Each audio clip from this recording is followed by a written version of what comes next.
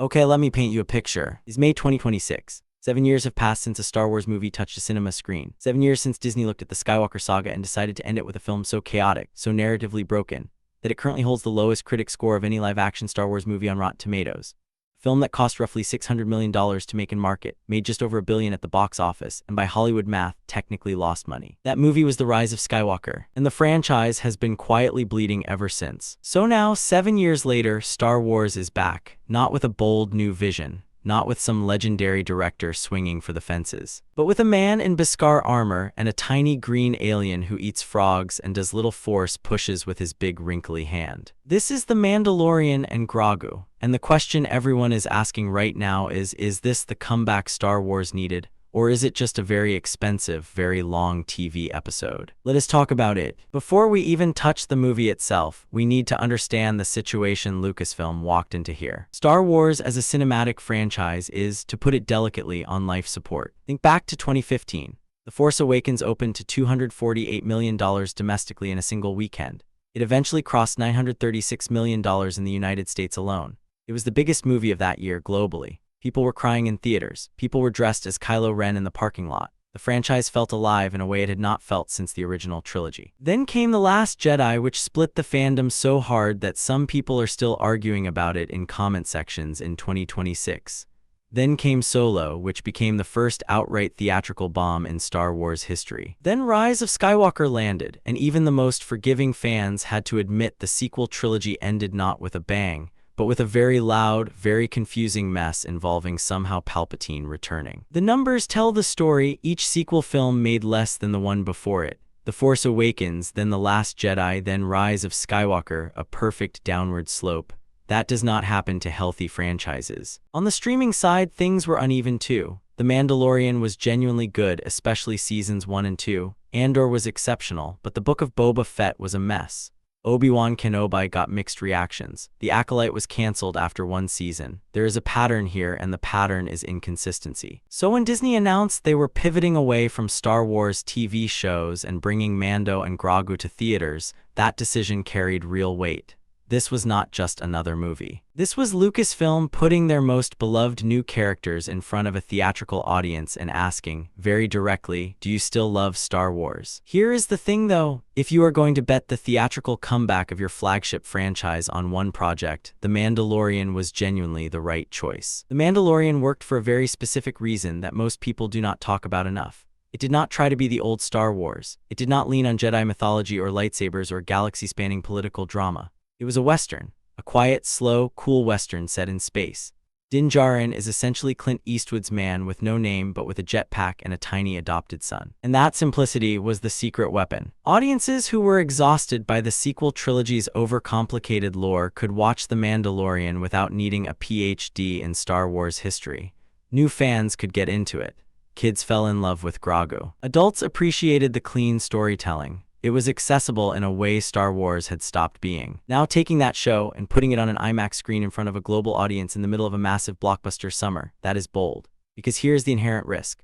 What works as a 35-minute streaming episode does not automatically translate to 2-hour and 12-minute theatrical film.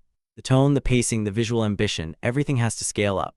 And early reviews have been pointing exactly at this tension. Jon Favreau directed this film and he also created the show. So in one sense, nobody knows this world better than he does, but familiarity with a format is not always an advantage when the format needs to change. So what does The Mandalorian and Grogu actually look like as a film? The movie opens with Djarin and Grogu doing what they do best, taking down bad guys. There are AT-AT walkers getting demolished. There are IMAX-scale explosions. The action is genuinely impressive, and multiple early reviewers specifically called out the opening act as a strong start. Din himself has evolved. He is less the cautious, reserved bounty hunter and more a full-on elite combatant. Some reviewers compared his fighting style less to a protective father and more to characters like Asajj Ventress, aggressive, precise, and a little scary. That is an interesting evolution for the character. Grogu, meanwhile, has leveled up in the Force department, and he is still adorable. Nobody is arguing about that. The puppetry work on Grogu has been praised universally. Multiple critics specifically highlighted how real he feels on a big screen, which is honestly a technical achievement worth recognizing. The film is set in the New Republic era after the fall of the Empire, and the main plot involves Rada the Hutt, that is Jabba's son, originally introduced in the Clone Wars animated series.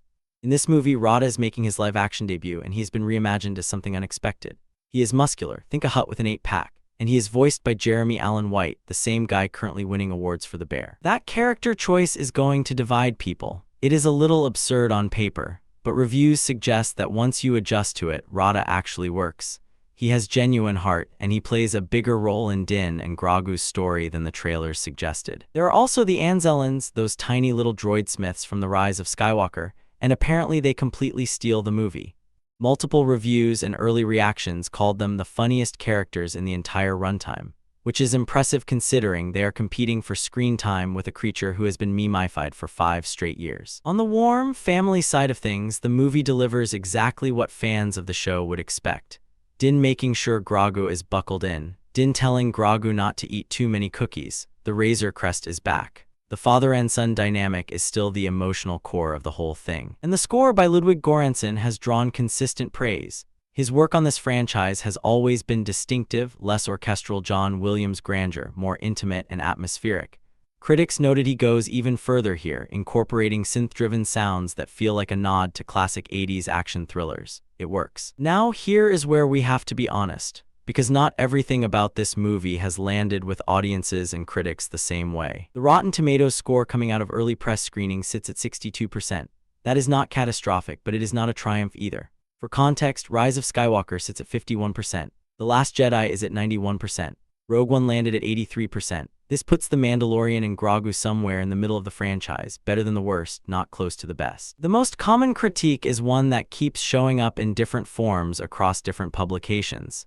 This movie feels like a very large, very expensive TV episode. IGN called it a truncated season of the show. The Verge said it should have just been a season of television. Gizmodo said Favreau succeeded in making a movie newcomers can follow, but forgot to make it satisfying for the people who actually watched the show. That last point is sharp. There is a real tension here between accessibility and depth. The movie is reportedly self-contained. There's no massive Thrawn reveal. There is no shocking cameo that recontextualizes the future of the franchise. The villains are mostly isolated from the bigger picture conflicts of the era. The New Republic is present, but it is not really explored in any meaningful way. For casual audiences, that is fine. For the people who have followed every season of The Mandalorian, every episode of Ahsoka, every thread of the New Republic storyline, not getting payoff on any of that is going to sting. One reviewer from Digital Spy said something that stuck with me. It might not be the worst Star Wars movie, but it could be the most inconsequential one. And somehow that feels worse. That is a legitimate concern. Inconsequential franchise entries are dangerous. They do not generate discourse. They do not build momentum. They just exist. And when you are trying to reinvigorate a franchise that has been struggling for close to a decade, just existing is not enough. Here is the real conversation happening underneath all the reviews and reactions. Is Star Wars fixable, and can a movie like this fix it? The honest answer is that no single movie was ever going to repair 7 years of diminishing audience trust. That is not how franchise recovery works. Look at how long it took the DC universe to stabilize after Suicide Squad and Justice League.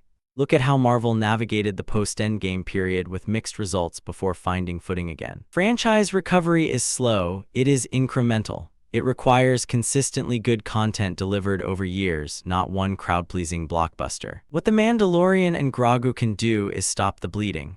It can remind casual audiences that Star Wars is still capable of being fun. It can give Disney a strong box office number heading into the rest of 2026.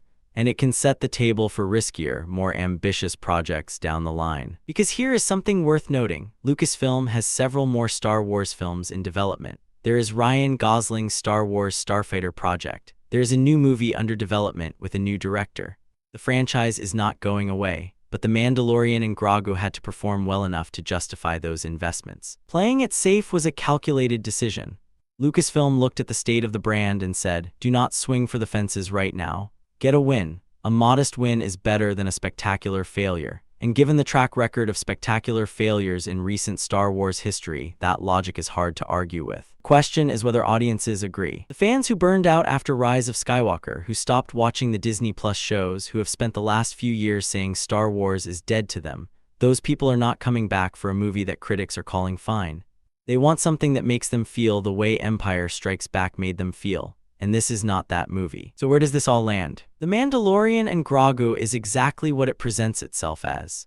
It is a crowd-pleasing, warmly entertaining movie about two characters a lot of people genuinely love, doing the things those characters are known for doing, in a story that does not rock the boat in any direction. If you liked the show, you will probably like this movie. If you bring kids who love Grogu, they are going to have the best time of their lives. If you just want to watch a Star Wars film that does not actively make you angry, this is going to deliver on that. The action is great, the score is excellent. Grogu himself is technically and emotionally impressive. Rada the Hutt is surprisingly charming once you get past the initial weirdness. And the Anzellans are apparently genuinely hilarious. What this movie is not is a landmark. It is not a reset button. It is not the kind of film that people are going to be quoting in 10 years. It does not add anything substantial to the mythology of the Star Wars universe. The New Republic is still just a vague backdrop. The looming threat of what eventually becomes the First Order is never addressed. The galaxy feels small in a franchise that used to make the galaxy feel enormous. But here is my honest take on that. Maybe that is okay right now. Maybe Star Wars needed to breathe. Maybe instead of trying to out-epic itself and collapsing under the weight of its own ambitions the way Rise of Skywalker did, the smarter move was to tell a focused story about a father and his kid, shoot it beautifully on IMAX, and let people remember why they liked this franchise in the first place. The Empire Strikes Back is the best Star Wars movie ever made, and even that movie had the luxury of being preceded by A New Hope, which laid all the groundwork. The Mandalorian and Grogu might just be this franchise's version of building that foundation again, not the Empire Strikes Back moment, the step that comes before it. Star Wars hits theaters May 22nd. Whether you are a die-hard fan who has watched every Disney Plus series or someone who just remembers watching the original trilogy as a kid and wants to feel that again, this movie has something for you. It is not perfect, it is not historic, but it is genuinely fun. And right now, for Star Wars, genuinely fun is a good place to start. If you want to keep following how this movie actually performs at the box office and whether it actually moves the needle for the franchise, subscribe and I will break it down as the numbers come in. That is it for today. Thanks for watching.